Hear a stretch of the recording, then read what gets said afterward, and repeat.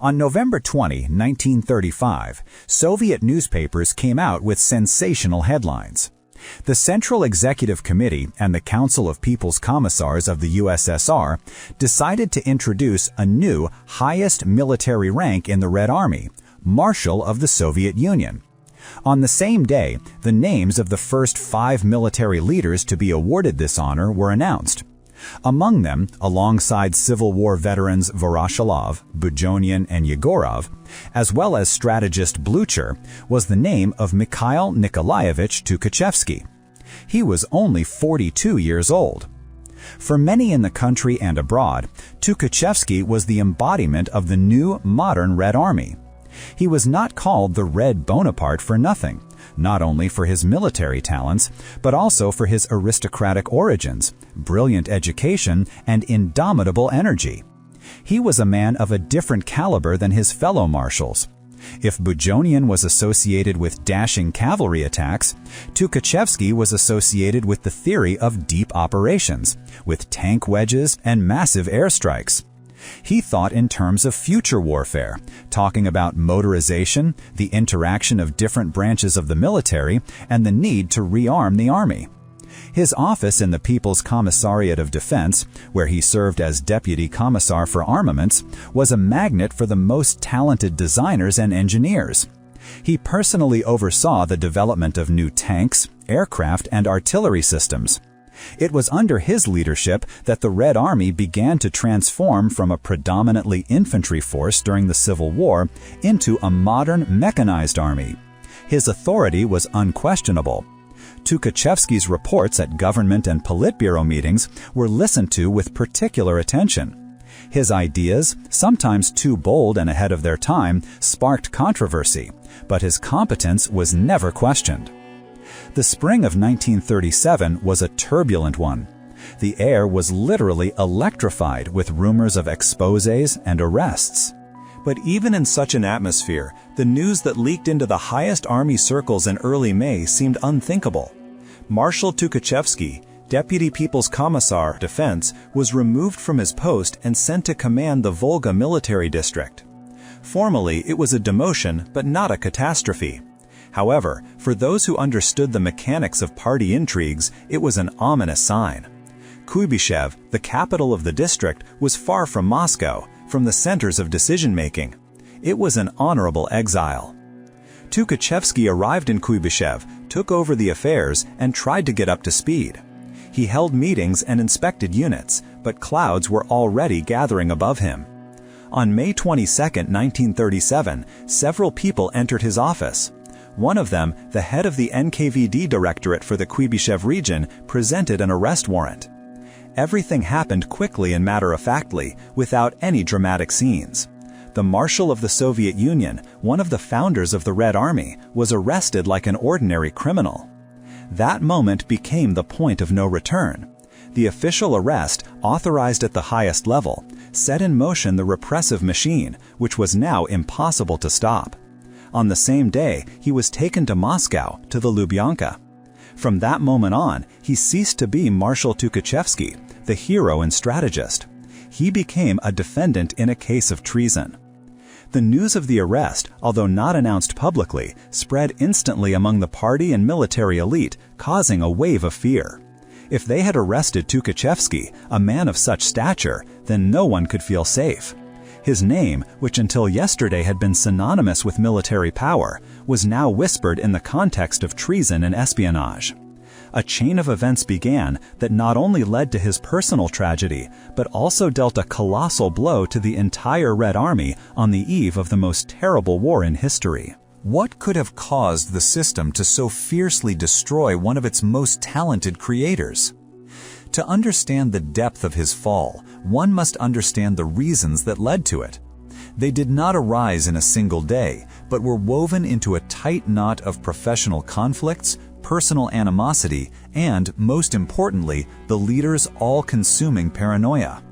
Tukhachevsky's conflict with the old marshals, primarily Clement Voroshilov and Semyon Badyani, was not just a dispute over tactics. It was a clash of two eras, two military philosophies. Voroshilov, the People's Commissar of Defense, and Budyani, the legendary cavalrymen, were heroes of the Civil War. Their experience was based on the maneuvering of horse armies, on pressure and revolutionary fervor.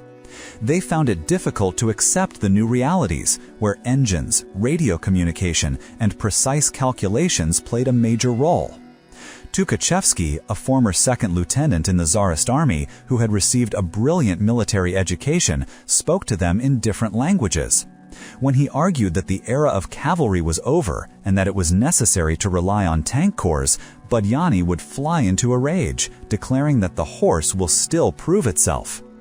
Voroshilov, being an extremely proud man who was sensitive to Tukhachevsky's intellectual superiority, saw his innovative ideas not only as a threat to established doctrines, but also as a direct challenge to his authority. At meetings, they often engaged in heated arguments.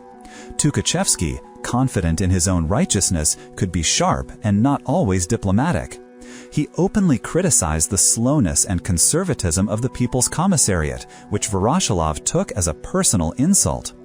These reports of friction in the army leadership regularly landed on Stalin's desk.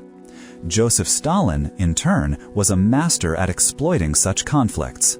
He did not rush to take sides, but watched, pitting the ambitions of his subordinates against each other and not allowing any of the factions to become too powerful.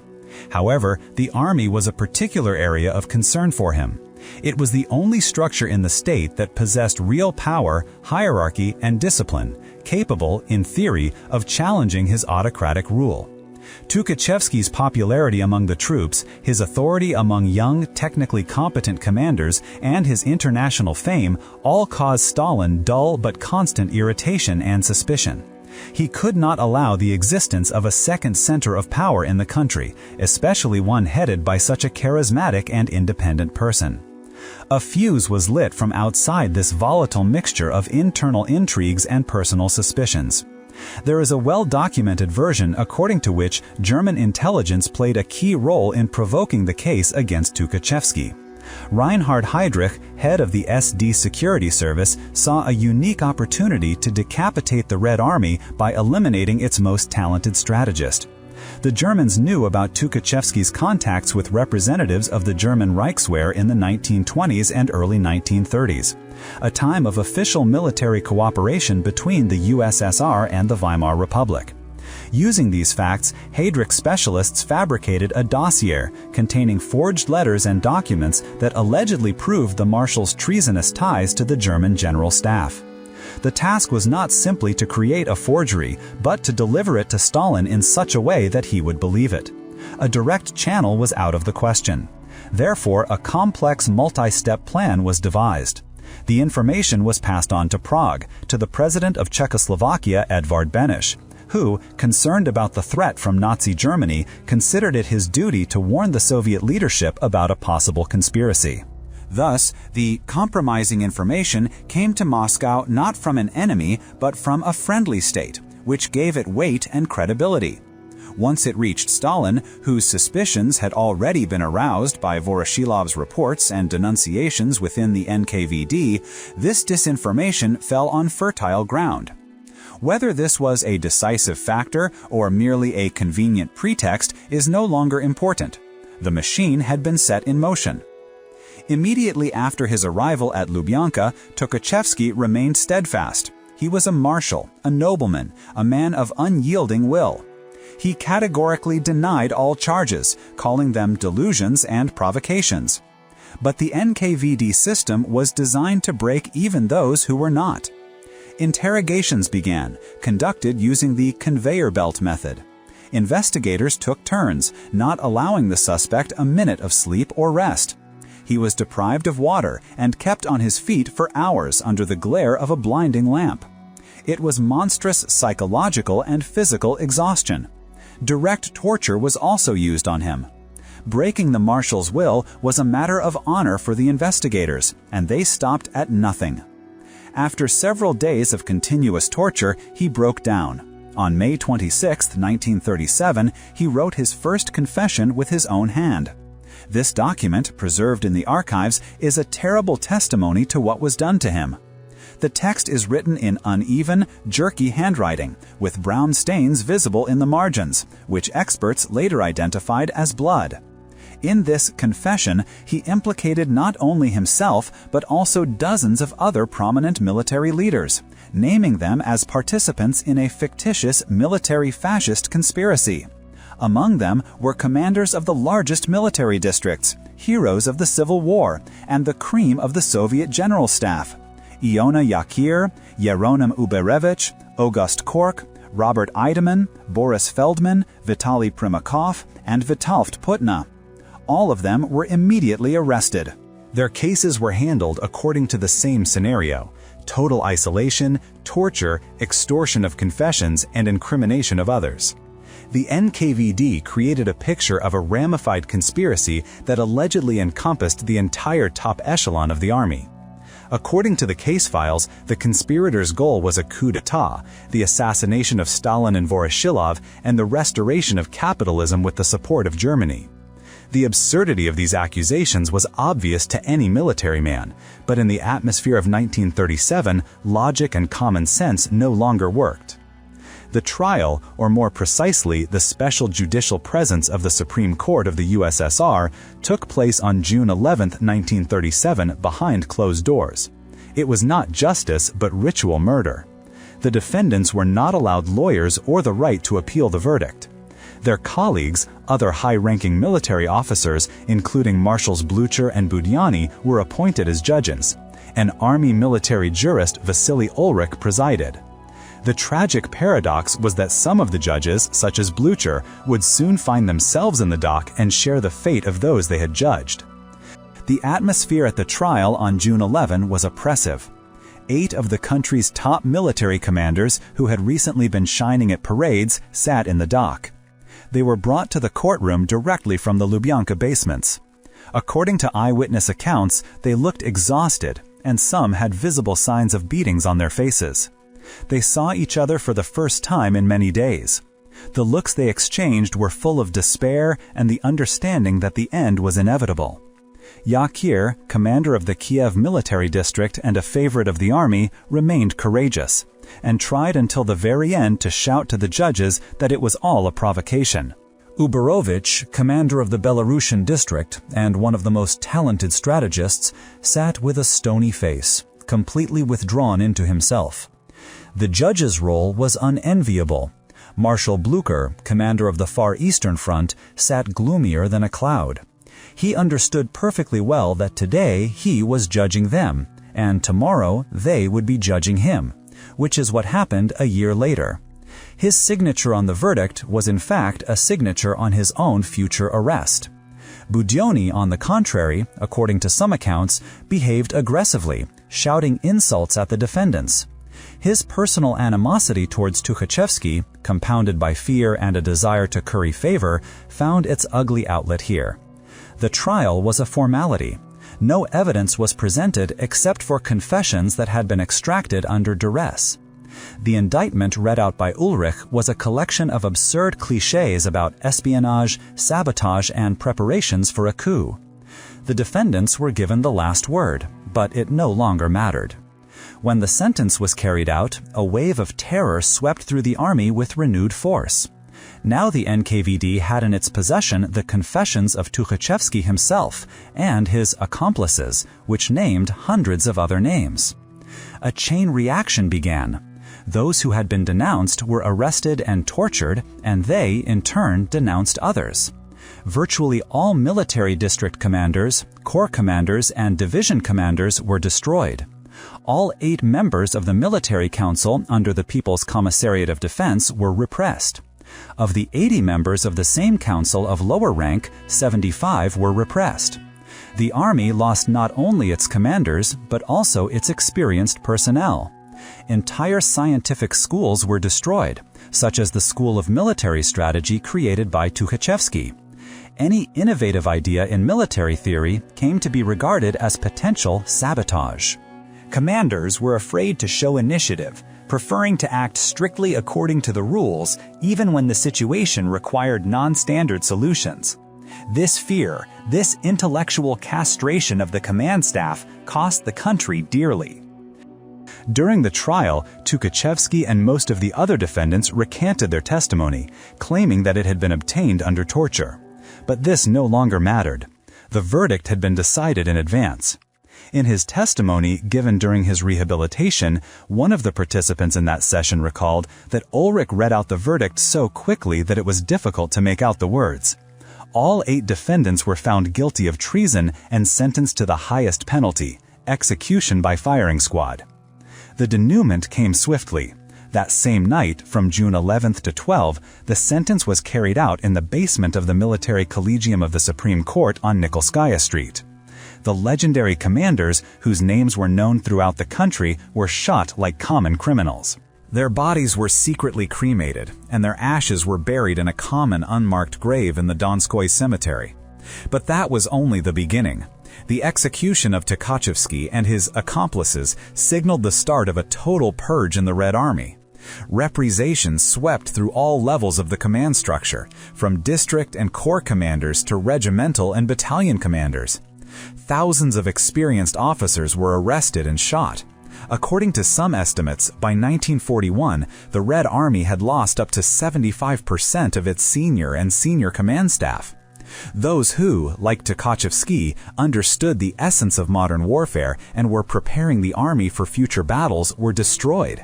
They were replaced by young, inexperienced officers, often promoted not for their talents but for their loyalty. The terrible consequences of this dark operation would become fully apparent just 4 years later. In the summer of 1941, when Nazi Germany unleashed the full power of its Wehrmacht on the USSR, the decapitated and disorganized Red Army would suffer monstrous defeats. German tank wedges, acting in strict accordance with the Blitzkrieg tactics, which so closely resembled Tukhachevsky's theory of deep operations, would break through the Soviet defenses. And in the chaos of retreat, in the encirclements and cauldrons of the first months of the war, many would bitterly remember the names of those whom the system had destroyed in 1937. The price paid for the leader's paranoia and the intrigues of his entourage turned out to be incredibly high. Millions of lives of Soviet soldiers sacrificed in the first, most terrible years of the Great Patriotic War. History put everything in its place, but it did so too late and at too high a price. To fully appreciate the scale of the disaster, one must look not only at the numbers, but also at the people it consumed. Mikhail Tukhachevsky was not just a functionary in a marshal's uniform. He was a Renaissance man, thrown into the harsh era of dictatorship. His noble origins, which he never forgot but never flaunted, gave him an inner strength and aristocratic bearing that irritated many party officials. He was fluent in French and German, loved music passionately, was a good composer himself, and even made violins, reaching almost professional level in this craft. This refinement, this inner freedom, distinguished him strikingly from the former non-commissioned officers and commissars who formed the backbone of the military leadership. He was a stranger among his own people, and this feeling was evident in everything. His military career was dizzying in itself. A hero of World War I, he was taken prisoner by the Germans, from whom he made 5 daring escapes. In one of the camps for captured officers, he was imprisoned alongside the future president of France, Charles de Gaulle. This experience gave him not only knowledge of the enemy, but also an understanding of European military thought. Returning to Russia in the midst of the Civil War, he unhesitatingly joined the Bolsheviks, seeing in them the only force capable of preserving statehood. His talents were immediately in demand. At the age of 25, he was already commanding armies, defeating Kolchak in Siberia and Denikin in the south. But there were also failures, the most painful of which was the defeat at Warsaw in 1920, the miracle on the Vistula. Stalin, then a member of the Revolutionary Military Council of the Southwestern Front, blamed this failure largely on Tukhachevsky, and the Marshal did not forget it. The shadow of the Warsaw catastrophe hung over their relationship for many years, fueling mutual distrust. Ominous signs of impending doom appeared several months before the arrest. In the spring of 1937, Tukhachevsky was appointed head of the Soviet delegation that was to travel to London for the coronation of King George VI. It was a mission of enormous international significance. The Marshal prepared, selected his uniform, and looked forward to meeting with Europe's top military leaders. And then, at the last moment, the trip was canceled. The official version was that information had been received about an assassination attempt being planned against him abroad. It was such a clumsy and implausible explanation that it became clear to everyone in Moscow that the Marshal had fallen out of favor. Admiral Orlov went to London in his place. For Tukhachevsky, it was a blow to his pride and a wake-up call. Then, on May 31, a few days before the trial, another event occurred that revealed the full horror of what was happening. Jan Gamarnik, head of the main political administration of the Red Army, Army Commissar of the first rank, and one of the most influential people in the army, shot himself in his apartment without waiting for arrest. His name had already appeared in the testimonies extracted from other military leaders. Unlike the others, Gamarnik was not a combat commander. He was the Army's chief ideologist, the man responsible for ensuring its loyalty. His suicide was not simply an act of despair, it was a condemnation of the system he had served all his life. He knew what awaited him and preferred death to dishonor and torture. The next day, newspapers reported that Gamarnik, entangled in his ties with anti-Soviet elements and apparently fearing exposure, committed suicide. For Stalin, this was an act of disobedience that only strengthened his resolve to see the purge through to the end. The repressive machine spared no one, and its blow was directed not only at the conspirators themselves, but also at their families. This was one of the most brutal methods of pressure on suspects. Investigators told the arrested commanders directly, "If you don't sign, we will destroy your entire family." And this was not an empty threat. The fate of Tukhachevsky's family is tragic proof of this. His wife, Nina Yevgenyevna Grinovich, was arrested shortly after her husband. She was tortured for a long time in an attempt to extract testimony against him, and then sent to a camp where she was shot in 1941. The Marshal's mother, Mavra Petrovna, died in exile. His daughter, Svetlana, who was only 12 years old at the time of her father's arrest, was sent to a children's home for enemies of the people. She was only allowed to return to Moscow after her father's rehabilitation, when her life had already been ruined. The same fate befell his brothers and sisters. His brother Nikolai, a prominent engineer, was shot. His brother Alexander, also a military man, went through the camps. The Marshal's 3 sisters were sent into exile. Even the sisters' husbands were repressed. The system worked on the principle of total destruction of the family, eradicating any memory of the enemy of the people. This monstrous practice turned the accused into hostages, breaking the will of even the strongest people. Knowing that the lives of their children, wives, and mothers depended on their signatures, many confessed, hoping that at least this would save their loved ones. But more often than not, this hope was in vain. The realization came only after Stalin's death. In 1956, after the 20th Party Congress and the exposure of the cult of personality, the Chief Military Prosecutor's Office began a review of the case of the anti-Soviet Trotskyist military organization. A special commission was created to examine all the archival documents. The commission's conclusions were unequivocal and shocking. The official conclusion stated, "The accusation of Tukhachevsky, Yakir, Uberovich, and others of conspiratorial activity against the Soviet state is based not on any evidence, but on contradictory, coerced, false testimony from the arrested, obtained by NKVD employees through the use of criminal investigation methods." It was established that there was no objective evidence of a conspiracy in the army. The case was completely fabricated from start to finish.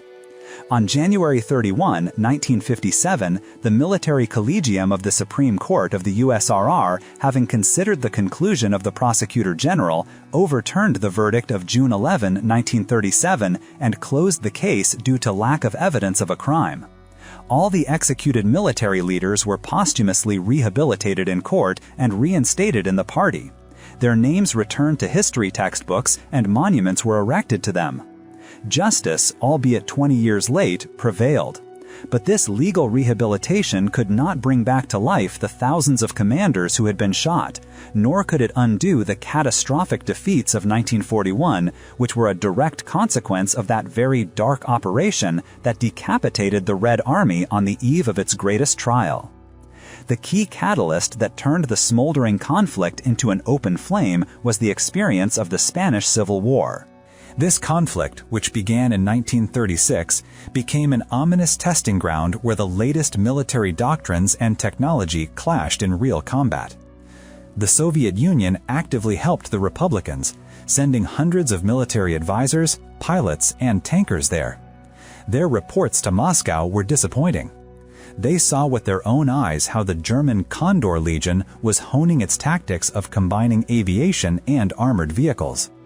They reported on the superiority of German Messerschmitt Bf-109 fighters over Soviet I-15 and I-16 fighters, and on the shortcomings of Soviet T-26 tanks, whose thin armor was easily penetrated by German anti-tank guns. These reports became a powerful trump card in the hands of Tukhachevsky and his supporters. They were living proof of everything he had been saying and writing about in recent years. The army needed urgent and radical modernization. For Voroshilov and his conservative entourage, these reports were like salt in the wound. Not only did they undermine their authority, but they also indirectly accused them of incompetence and backwardness. The conflict ceased to be a theoretical dispute in the corridors of power and turned into a sharp confrontation, the outcome of which could determine the future of the entire army. Stalin, receiving these contradictory signals, saw not just a technical dispute, but a dangerous split in the military leadership, which, as he believed, could be exploited by external enemies. The intellectual gap between Tukhachevsky and his opponents was enormous. Back in 1936, he sent Stalin and Voroshilov a memorandum, which, in its foresight and breadth of thinking, seems prophetic today.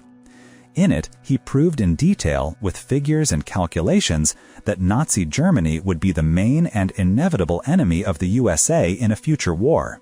He demanded the immediate restructuring of the entire defense industry and the development of a plan to produce at least 50,000 tanks and a corresponding number of aircraft and artillery by 1940. These figures seemed fantastic, almost insane, to his opponents. They required a colossal strain on all the country's resources and a revision of the 5-year plans, which was a direct intrusion into the party's leadership of the economy. Moreover, Tukhachevsky was one of the main enthusiasts and patrons of a completely new, revolutionary type of weapon, rocket artillery. He personally supported the work of the Rocket Research Institute, RNI, where engineers, including the future creators of the Katyusha, Langemak, and Klemenov, created the first models of rocket shells.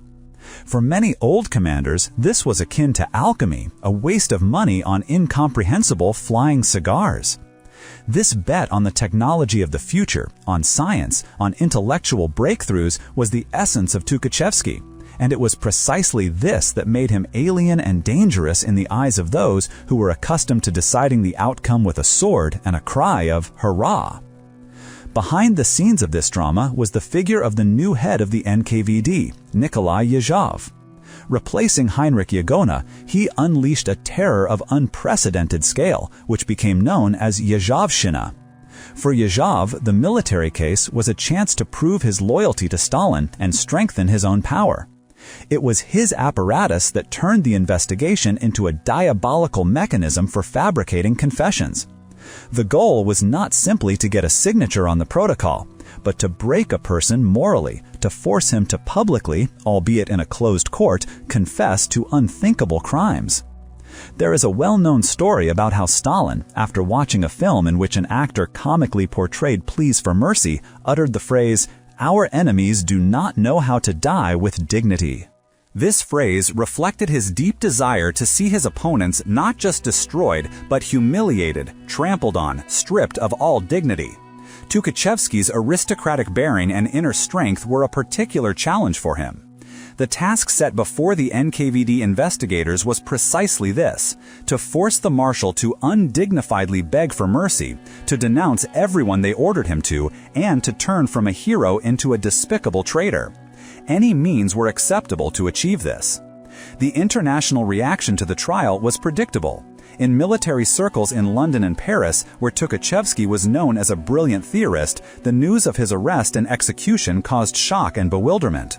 They could not believe that the Soviet leadership was capable of destroying the cream of its army with its own hands on the eve of an obvious major war. In Berlin, however, there was jubilation. The German General Staff had received a gift it could not have dreamed of. Heydrich's disinformation operation, even if it was not the main reason, bore fruit that exceeded all expectations. According to some accounts, upon learning of Tukhachevsky's execution, Hitler declared that the way to the east was now open. He understood that an army deprived of its best minds would be much easier prey. The consequences of the blow to military science were no less devastating. Along with the commanders, leading military engineers, designers, and theorists were also repressed. Aircraft designer Andrei Tupolev was arrested and sent to a sharashka, a special prison for intellectuals. The pioneers of rocket technology, Langemak and Klimanov, were shot. Their student, Sergei Korolev, the future father of Soviet cosmonautics, was arrested in 1938, tortured in Lubyanka, and sent to the hell of Kolyma. The very idea, the very possibility of a technological breakthrough was being destroyed. Tukhachevsky's own confession, written on the official letterhead of the People's Commissariat of Internal Affairs, is 14 pages of concise text detailing a fantastical conspiracy plan. It claimed that he had been recruited by German intelligence back in 1928, that he was preparing a palace coup, and planned to open a front in the event of war with Germany to ensure the defeat of the Red Army. Reading these lines today, one realizes that they were written by a man at the limit of human endurance, ready to sign anything, even the most monstrous absurdity, just to end his unbearable suffering. It was not a document, but the cry of a tormented soul, which became the main evidence at the trial and a death sentence for hundreds of other people. There is a persistent rumor that in the few minutes before the trial began, when the defendants were gathered together, they made a desperate pact. Realizing that their fate was sealed, they allegedly agreed to renounce the confessions extracted under torture in the courtroom so that they would meet their deaths not as broken traitors, but as slandered soldiers. This final act of defiance, if it indeed took place, was their only remaining weapon against the all-powerful system, and it explains why, despite months of processing, they tried to deny their guilt in court. It is curious that later archival research, conducted during the rehabilitation period, showed that the famous German file on Heydrich, which had long been considered the trigger for the repressions, actually arrived in Moscow after the fundamental decision to arrest Tukhachevsky had already been made. This means that German disinformation was only a convenient excuse to legitimize a process that had already begun, rather than its root cause. The true motives lay deep within the Soviet leadership, in its fears and struggle for power. From his prison cell, he managed to send a letter to Stalin. It was not a plea for mercy, but a last attempt to appeal to reason, a detailed analysis of the absurdity of the charges against him. He wrote not as a broken conspirator, but as a strategist, pointing out the catastrophic consequences for the country's defense capability that the destruction of the command personnel would lead to. The letter remained unanswered. The leader had already passed his verdict, and no arguments could change it. The gravity of the moment weighed heavily not only on the defendants. According to witnesses, Marshal Blucher, forced to sit in the judge's chair, was in a state of deep alcoholic intoxication, trying to forget and shut himself off from the nightmare in which he was assigned the role of executioner for his former comrades. But the darkest irony of this story lies in the fate of its organizers. In just a year and a half, Nikolai Yezhov, the bloody dwarf and architect of this process, would be arrested and shot. The same fate would befall many of the investigators who had worked on the Tukhachevsky case. The wheel of terror that they had set in motion ultimately crushed them as well, confirming the old truth about the revolution devouring its own children. The Tukhachevsky case remains a symbol of a dark era of repression, where even the highest officials were not immune from injustice.